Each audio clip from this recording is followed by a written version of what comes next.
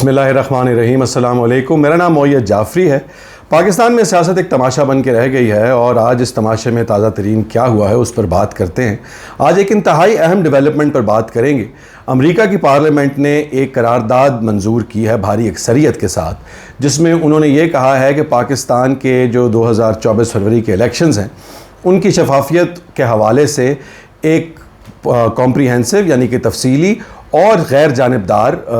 तहकीक होनी चाहिए, प्रोब होनी चाहिए, इन्वेस्टिगेशन होनी चाहिए। इस डेवलपमेंट की अहमियत क्या है,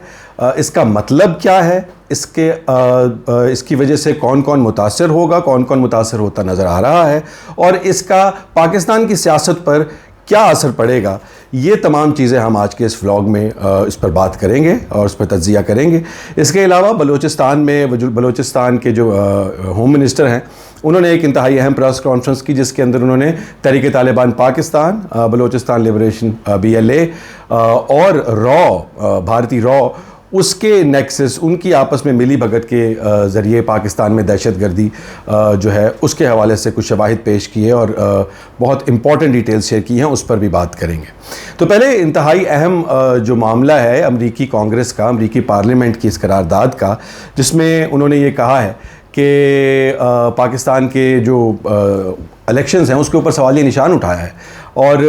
वो इंतहाई भारी अक्सरियत से कामयाब हुई। 368 वोट यानी कि 368 वोट्स जो हैं वो इसके हक़ में डाले गए, जबकि 7 इसके अगेंस्ट थे। ये बात यहाँ तक पहुँची कैसे, इस पर बात करेंगे। ये किसकी मेहनत से और किसकी कोशिशों से ये करारदाद असेंबली तक आई, अमरीकी असेंबली तक, और वहाँ पर मंजूर हुई। उसके बाद हम ये बात करेंगे कि ये हुआ क्यों, इसकी सिग्निफिकेंस क्या है, इसकी अहमियत क्या है और इसका मतलब क्या है, और एक तो ये सवाल, और फिर आखिर में कि इसकी वजह से पाकिस्तान की जो सियासत है उस पर क्या असर होंगे और पाकिस्तान के लैंडस्केप के ऊपर। अब पहले तो बात करते हैं कि ये बात यहाँ तक पहुँची कैसे। तो उसकी थोड़ी सी डिटेल्स ये है कि फर्स्ट पाकिस्तान ग्लोबल एक एडवोकेसी ग्रुप है अमेरिका में, जिन्होंने ये मामला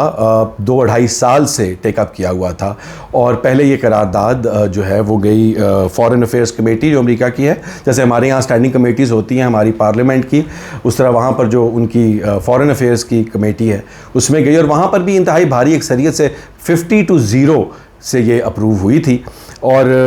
अब जो है ये इंतहाई भारी अक्सरियत से उनकी कांग्रेस के अंदर, मगर ये एक कंप्लीट पैराडाइम शिफ्ट है। ये बात समझनी इंतहाई अहम है कि अमेरिका की ज़बान में, अमेरिका के लबो लहजे में, अमेरिका की सोच में ये वाली जो करारदाद है ये एक कंप्लीट चेंज जो है उसको सिग्निफाई करती है। उसकी जो है वो एक सिंबल है। वो कैसे कि आप अगर देखें तो वाइट हाउस की ब्रीफिंग्स में और बहुत सारी प्रेस कॉन्फ्रेंसेस में जो अमरीकी हुकूमत जो है वो करती रही है, उनसे सवाल पूछे जाते थे पाकिस्तान के इलेक्शंस के हवाले से, तो वो कहते थे कि ये पाकिस्तान का इंटरनल मामला है, अमेरिका डेमोक्रेसी को सपोर्ट करता है, इलेक्शन प्रोसेस को सपोर्ट करता है, और उसके ऊपर वो गोलमोल डगमग किस्म की बात करते थे। कभी भी उन्होंने क्लियरली ये रुझान या ये जो है वो इम्प्रेशन नहीं दिया कि वो इस बात से एग्री करते हैं कि पाकिस्तान के अंदर होने वाले इलेक्शंस जो हैं उनके अंदर धांधली हुई या उन पर सवालिया निशान है। ये पहली दफ़ा है कि अमरीकी हुकूमत या अमरीकी जो डेमोक्रेटिक पार्टी की जो मेजॉरिटी इन कांग्रेस है उसने इतना ओवरवेलमिंगली बाई पार्टीजन तरीके से, मतलब तमाम रिपब्लिकन्स हों या वो डेमोक्रेट्स हों, उन्होंने इस बात की कॉल दी है कि ये जो इलेक्शंस हैं इनकी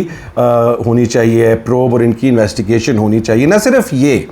बल्कि उन्होंने ये भी कहा है कि इस इलेक्शन के दौरान जो एक खौफ का कुछ पार्टीज़ के लिए खौफज़दा किया गया, लोगों को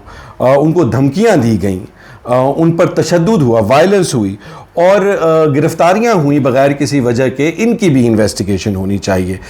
जैसा कि हम जानते हैं कि अभी रिसेंटली जो कुछ जर्नलिस्ट हैं जिन्होंने इन इलेक्शंस की शफाफियत पर सवाल उठाए, जिनमें मोहित पीरज़ादा हैं, वजाहत ऐस खान हैं, साबिर शाकिर हैं, उनके भी असासाजात को ज़ब्त करने, उनके पासपोर्ट को, उनके शनाख्ती कार्ड को मुअत्तल करने की बात हुई, तो वो भी इसी ज़ुमरे में आता है। कि वो तमाम चीज़ें जो उस इलेक्शंस के ऊपर सवाल उठाने वालों या उस इलेक्शंस के दौरान भी जो धमकियां दी गई या जिन लोगों पर तशद्दुद हुआ या जिन लोगों को बिला वजह गिरफ्तार किया गया, उसकी भी इन्वेस्टिगेशन होनी चाहिए। जो तमाम इंसानी हुकूक की खिलाफ वर्जियाँ हुई उस हवाले से भी, और उस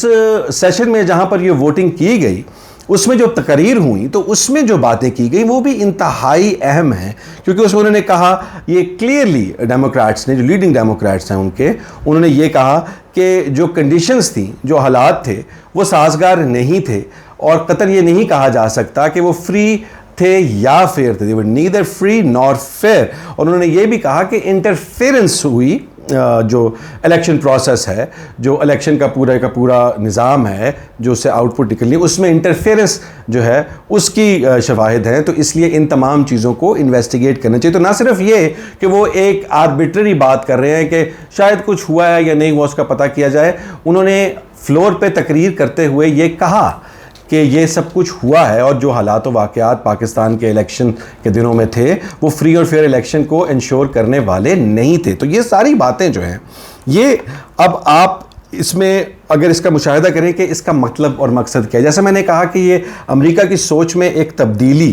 को सिग्निफाई करती है। पाकिस्तान के अंदर अब इससे तो दो बातें क्लियर होती हैं। एक तो ये कि अगर जो हम कहते थे कि जी पीटीआई वाले भी कहते थे कि अमरीकी साजिश, लेट्स जस्ट से कि अमरीकी साजिश थी, तो क्या इसका मतलब है कि अब जाकर अमरीकन जो हुकूमत है, वाशिंगटन जो है, वो अपने आप को इस एस्टैब्लिशमेंट बैक डेमोक्रेसी जो हुकूमत है उससे अपने आप को अलहदा कर रहा है आहिस्ता आहिस्ता, या उनका साथ, उनके जो आपस में रिलेशनशिप थे, जो आपस में टाइज थे, वो क्या वीकन हो रहे हैं, जिसकी वजह से उनके मौक़िफ़ में इतनी क्लियर तब्दीली आई है। और अगर ये उनके रास्ते आपस में जिस तरह से जुड़े हुए थे वो जुदा होते हुए नज़र आ रहे हैं, तो इसका असर पाकिस्तान के अंदर जो इस वक्त हुकूमत है उस पर क्या पड़ेगा? उसके पाँव क्या अब जो है वो शेकी ग्राउंड्स पर हैं अमेरिका के वाशिंगटन की आशीर्वाद के हवाले से? ये भी एक इंतहाई अहम सवाल है जिसका जवाब ढूंढना पड़ेगा। तीसरी बात यह है कि अगर उनके ताल्लुकात अब ख़राब हो रहे हैं, ये इस्टेब्लिशमेंट बैक्ड गवर्नमेंट जो पाकिस्तान के अंदर है, तो उसको ठीक करवाने के लिए, उनको हालात को, उनके ताल्लुकात को बेहतर करने के लिए पाकिस्तान की हुकूमत क्या कदम उठाएगी? अमेरिका की जो लंबी चेकलिस्ट है पाकिस्तान से, जो वो चाहती है पाकिस्तान करे, चाहे वो अफ़गानिस्तान का मामला हो, चाहे वो चीन का मामला हो, तो ये ताल्लुकात बेहतर करने के लिए क्या पाकिस्तानी हुकूमत उस चेकलिस्ट को फॉलो करना शुरू कर देगी? और जिन चीज़ों पर एतराज़ उठाए गए पाकिस्तानी हुकूमत की तरफ से या अभी तक वो बातें नहीं मानी गई, तो वो कहते हैं ना कि रांझा राज़ी करने वास्ते तो कुछ भी करना पैंदा है, तो फिर क्या ये अब रांझा राज़ी करने के लिए वो जो कहेंगे वो करेंगे? तो क्या ये, अब उसमें एक और सवाल ये आता है कि क्या वाकई अमरीकी हुकूमत इन तमाम मामलात के बारे में संजीदा है, या वो सिर्फ पाकिस्तानी हुकूमत के ऊपर प्रेशर डालने के लिए, एक प्रेशर टैक्टिक के लिए भी ये आज का वोट जो है या आज का रेजोल्यूशन जो है वो पास किया गया है? क्योंकि ये भी खबरें आ रही थी गैर मुसद्दिका कि पाकिस्तानी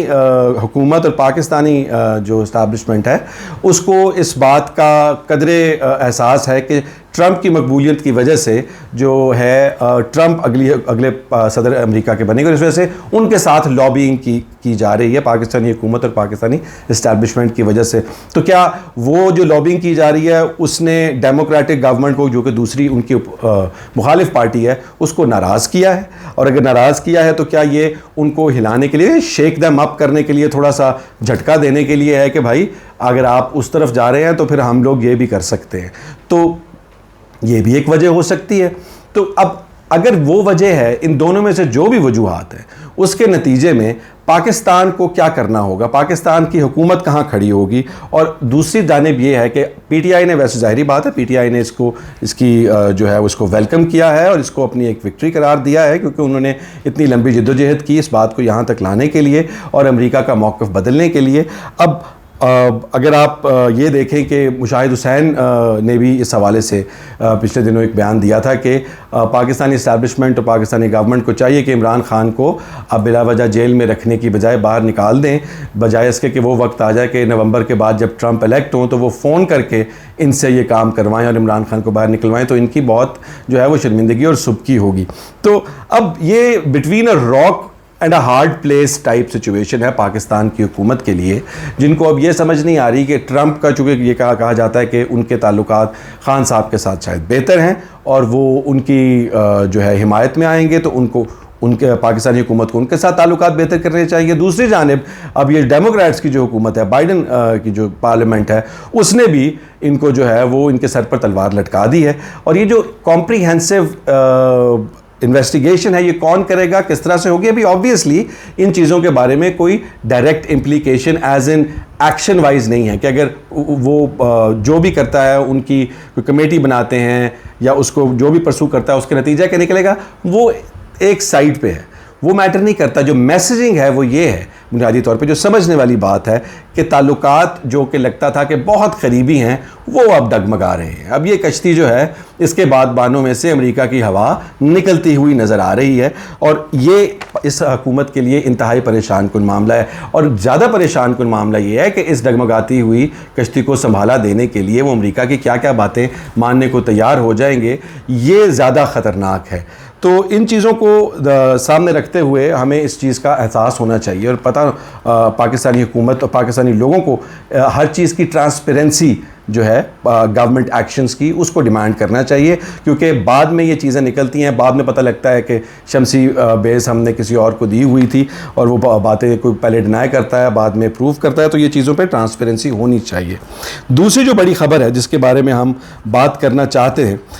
वो बलूचिस्तान से है, जहाँ पर बलूचिस्तान के जो होम मिनिस्टर हैं ज़ियाउल्लाह लंगू, उन्होंने आज एक प्रेस कॉन्फ्रेंस की और उन्होंने ये बताया कि पाकिस्तानी सिक्योरिटी फोर्सेस ने, हमारी सिक्योरिटी अपैरेटस ने तहरीक तालिबान के 2 बड़े कमांडर्स जो हैं उनको गिरफ्तार किया हुआ, उनको अरेस्ट किया। एक मौलवी मंसूर है और एक इदरीस है, और उनकी उन्होंने वीडियो स्टेटमेंट भी जो है वो उसके अंदर प्रेस कॉन्फ्रेंस में चलाई और उन्होंने ये बताया कि किस तरह से तहरीक तालिबान पाकिस्तान जो है वो एक नेक्सस में काम कर रही है BLA के साथ, जो बलूचिस्तान के अंदर एक सेसेशनिस्ट मूवमेंट चलाना चाहते हैं, बलूचिस्तान के अलहदगी पसंद तहरीक चलाना चाहते हैं, और वो एट द बैक